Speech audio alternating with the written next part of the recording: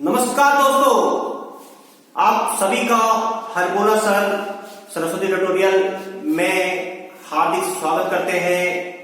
दोस्तों, आज हम आपको जैन धर्म के बारे में बताने जा रहे हैं और ये जो जैन धर्म है आपकी प्रारंभिक परीक्षा के सिलेबस में दिया गया है।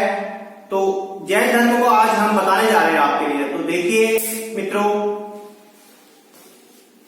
तो सबसे पहले तो जानिए कि जैन धर्म के प्रवर्तक का नाम महावीर वर्धमान यानी महावीर स्वामी इनका नाम था। इनका जन्म 540 ईस्वी पूर्व वैशाली के निकट कुंड ग्राम में इनका जन्म हुआ। 30 वर्ष की अवस्था में ग्रह त्याग किया। वह 42 वर्ष की अवस्था में ज्ञान प्राप्त हुआ, यानी उनको 30 वर्ष की अवस्था में उन्होंने अपना जो राजसी जीवन था उनका और जो उनका बड़ा ही ऐशो आराम जीवन था वह जीवन उन्होंने त्याग किया। 30 वर्ष की अवस्था में घर त्याग दिया और 42 वर्ष की अवस्था में उनको ज्ञान प्राप्त हुआ, कैवल्य प्राप्त हुआ। और वह किस पेड़ के नीचे प्राप्त हुआ? तो दोस्तों याद रखना है आपको, साल के पेड़ के नीचे कहीं कहीं पे पीपल भी दिया होता है या वट वृक्ष भी दिया होता है। तो कंफ्यूजन हो तो वट वृक्ष भी आप अगर एमसीक्यूज वगैरह में या बहुविकल्पी में अगर वट वृक्ष आता है तो वट वृक्ष को लगा सकते हैं। तो साल के पेड़ के नीचे इनको ज्ञान प्राप्त हुआ। ईस्वी पूर्व 468 में पावापुरी में 72 वर्ष की अवस्था में इनका निधन हो गया, यानी इनको निर्वाण प्राप्त हुआ। 72 वर्ष की अवस्था में पावापुरी में इनका जो है देहांत हो गया, निधन हो गया। 23वें तीर्थंकर पार्श्वनाथ इनके गुरु थे, यानी ये जो थे पार्श्वनाथ के शिष्य थे। और जो महावीर स्वामी हैं वर्धमान महावीर स्वामी, ये 24वें तीर्थंकर के रूप में प्रसिद्ध हुए। तो वर्धमान महावीर ने पार्श्वनाथ के 4 सिद्धांतों को स्वीकार किया। ये 4 सिद्धांत कौन कौन से हैं? देखिए, सबसे पहला सिद्धांत है अहिंसा। अहिंसा का मतलब आप जानते हैं कि हिंसा नहीं करना है, जीवों की हत्या नहीं करना। किसी भी प्रकार के जीव की, चाहे वो चींटी से लेकर के हाथी तक कोई भी बड़ा सा जीव हो, किसी की हत्या नहीं करनी है। अमरसा दूसरा आता है, अमरसा अर्थात झूठ ना बोलना, झूठ नहीं बोलना है, यानी झूठ तो बोलना ही नहीं है। अगला नंबर है अपरिग्रह।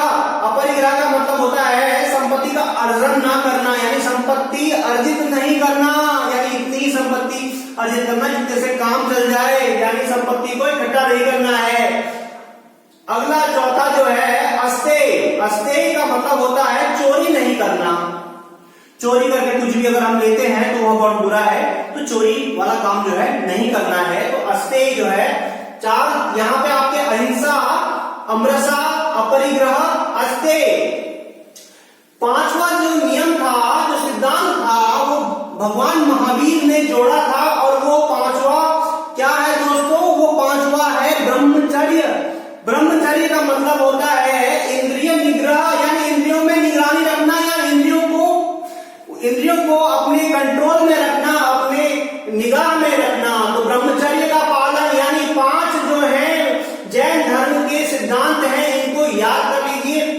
5 के 5 सिद्धांत में बता रहा हूं आपको, अहिंसा, अमरसा, अपरिग्रह, अस्तेय और ब्रह्मचर्य। महावीर स्वामी पूर्ण त्याग की बात करते थे, यानी जो महावीर है वो पूर्ण त्याग, इतना ही नहीं वस्त्रों के त्याग को भी वह महत्व देते थे, यानी त्याग इतना करना है कि वस्त्रों को भी त्याग सकते हैं। तो इन्हीं की प्रेरणा से बाद में जो है दिगंबर जो है बिना वस्त्र वाले हो गए। इन्होंने ईश्वर के अस्तित्व को अस्वीकार नहीं किया, यानी ईश्वर के अस्तित्व को अस्वीकार नहीं किया। इन्होंने माना कि ईश्वर है, हो सकता है, लेकिन अस्वीकार उन्होंने अस्तित्व को नहीं किया। इन्होंने बताया संसार का निर्माण, अनुरक्षण, विनाश, यानी निर्माण, अनुरक्षण व विनाश एक शाश्वत प्रक्रिया के तहत होता है, एक प्रोसेस के तहत होता है। यानी निर्माण, अनुरक्षण और विनाश एक प्रक्रिया, प्रोसेस के तहत होता है, ऐसा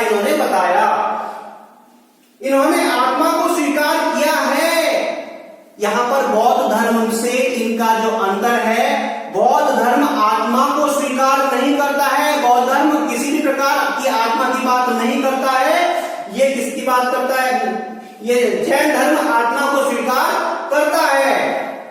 इन्होंने आत्मा को स्वीकार किया जैन धर्म ने, जबकि बौद्ध धर्म में आत्मा को स्वीकार नहीं किया गया है। अगला नंबर आपका देखिए, जैन धर्म के अनुसार मोक्ष तभी मिलता है जब मनुष्य सब कुछ त्याग दे, यानी जब त्यागने की प्रवृत्ति होगी तभी मोक्ष प्राप्त होगा, अन्यथा मोक्ष की प्राप्ति नहीं होगी। यानी मोक्ष प्राप्ति के लिए यज्ञ का जीवन अपनाना पड़ेगा, साधक का जीवन अपनाना पड़ेगा, तभी मोक्ष की प्राप्ति होगी। आगे देखिए मित्रों, चंद्रगुप्त मौर्य ने जैन धर्म को संरक्षण प्रदान किया, यानी चंद्रगुप्त जो राजा थे उन्होंने जैन धर्म को संरक्षण प्रदान किया।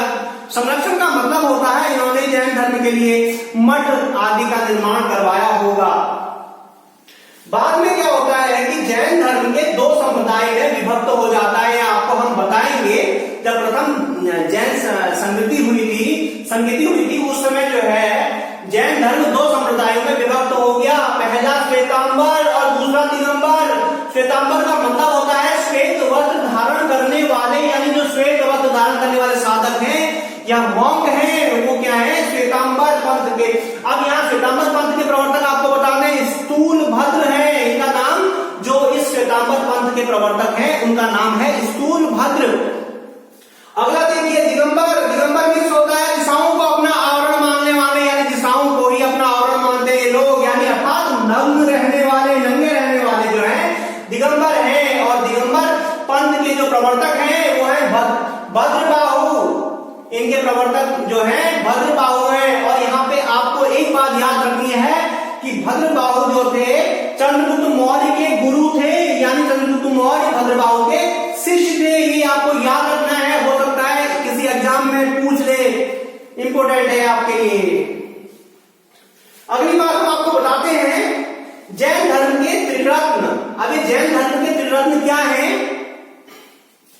सम्यक ज्ञान, सम्यक कर्म और सम्यक आचरण, ये तीनों क्या है? जैन धर्म के त्रिरत्न कहे जाते हैं। महावीर स्वामी को शादवाद में विश्वास था, यानी अभी शादवाद नई चीज क्या आ गई भाई? यहाँ पे देखिए शादवाद का जो दूसरा नाम है उसको सप्तभंगी सिद्धांत या सापेक्षता का सिद्धांत भी कहा जाता है। मित्रों कहीं पे सप्तभंगी सिद्धांत आता है और कहीं पे सापेक्षता का सिद्धांत आता है, तो इसका मतलब ये नहीं कि आप यहाँ पे आप कंफ्यूज हो जाओ। शादवाद का मतलब होता है, शादवाद हम आपको बताते हैं कि शादवाद के अनुसार क्या होता है। देखिए कि शादवाद के अनुसार किसी वस्तु के गुण को समझने, यानी किसी वस्तु का जो गुण है उसकी प्रॉपर्टी है उसको समझने समझाने और अभिव्यक्त करने का सापेक्षिक सिद्धांत है। यानी शादवाद क्या है? किसी वस्तु के गुण को समझने समझाने और अभिव्यक्त करने का सापेक्षिक सिद्धांत है। अगला नंबर है, अगला देखिए जैन दर्शन के अनुसार। अब जैन दर्शन क्या बोलता है कि जैन दर्शन के अनुसार किसी भी वस्तु के अनंत गुण होते हैं। किसी भी वस्तु के, जैन धर्म कहता है कि कोई भी वस्तु है, किसी भी प्रकार की वस्तु के, उसके बहुत सारे गुण, अनंत गुण हो सकते हैं।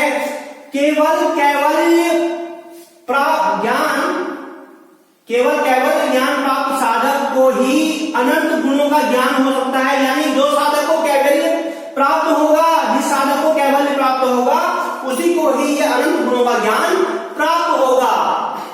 अब मित्रों हम आपको बताते हैं जैन संगतियों के बारे में, जो प्रारंभिक परीक्षा की दृष्टि से काफी आपके लिए महत्वपूर्ण होने जा रहा है। तो सबसे पहले यहाँ पे जैन संगति किस नंबर की है ये देखेंगे। समय और स्थान, किस समय में हुआ है, स्थान क्या है, कहां हुआ, अध्यक्ष को जानेंगे, कौन उस समय इनके अध्यक्ष थे, और परिणाम को जानेंगे। प्रथम जैन संगति देखिए, प्रथम जैन संगति 300 ईस्वी पूर्व कब हुई? पाटलिपुत्र में हुई। ये प्रथम जैन संगति 300 ईस्वी पूर्व पाटलिपुत्र में हुई और उस समय अध्यक्ष जो थे स्थूल भद्र थे। अब इस जैन संगति का परिणाम क्या निकला ये जानिए। लुप्त जैन ग्रंथों का संकलन। यहाँ पे क्या हो गया? जो जैन ग्रंथ लुप्त हो गए थे उन उनका संकलन किया गया इस जैन संगति में। भद्रबाहु के अनुयायियों ने भाग नहीं लिया इसमें। ध्यान दीजिए यहाँ पे। इस जैन संगति में, प्रथम जैन संगति में क्या हुआ कि भद्रबाहु के जो शिष्य थे या भद्रबाहु के जो मानने वाले थे, उन्होंने इसमें भाग नहीं लिया। तो इस प्रकार से प्रथम जैन संगति में श्वेतांबर और दिगंबर जो है दो पंथ में डिवाइड हो गया।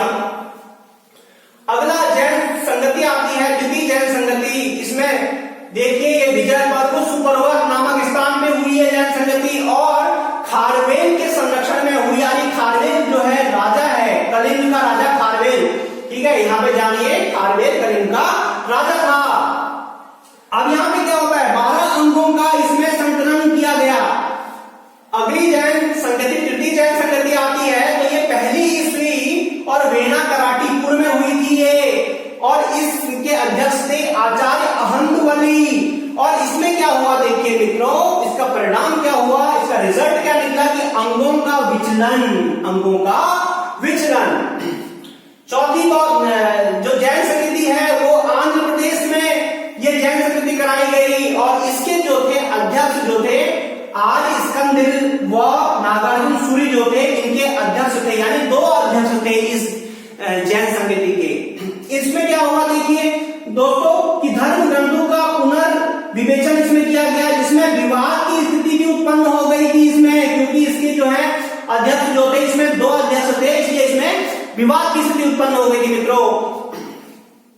अगला देखिए पंचम जैन संगति, ये 4वीं सदी में हुई थी। ये 4वीं सदी में ये हुई, और ये मथुरा और वल्लभी इसका स्थान था। इसमें जो अध्यक्षता की थी क्षमता श्रवण ने, और इसमें क्या होता है कि श्वेतांबरों द्वारा जो धर्म ग्रंथों को लिखित रूप प्रदान किया गया था। कहने का मतलब ये है, इससे पहले जो भी चलता था वो परंपरागत मौखिक रूप से चलता था, लेकिन इसके बाद क्या हुआ, जो श्वेतांबरों द्वारा जो धर्म ग्रंथ थे जैनियों के, वह लिखित रूप में इसको लिखित रूप प्रदान किया गया। तो इस प्रकार से मित्रों जैन धर्म हमने आपके लिए पूरा का पूरा कवर कर लिया है। तो इसमें जैन धर्म संबंधी जो भी आपकी जो भी आपके कॉन्सेप्ट है, जो भी आप चाहते हैं, वो यहाँ पे क्लियर हो गए हैं, ठीक है। तो मित्रों यहीं पे हम अपने वीडियो को समाप्त करते हैं, और अगर आपको मेरा वीडियो पसंद आता है तो इसको लाइक कीजिए, और अधिक से अधिक अपने मित्रों में, दोस्तों में, छात्रों में इसको शेयर कीजिए। और मेरे चैनल को अभी तक जिसने सब्सक्राइब नहीं किया है वो सब्सक्राइब भी करें इसको, और बेल आइकन को दबाना ना भूलें, क्योंकि आपको मेरे वीडियोस के जितने भी नोटिफिकेशंस हैं वो आपको टाइमली मिल जाया करेंगे। तो मित्रों धन्यवाद।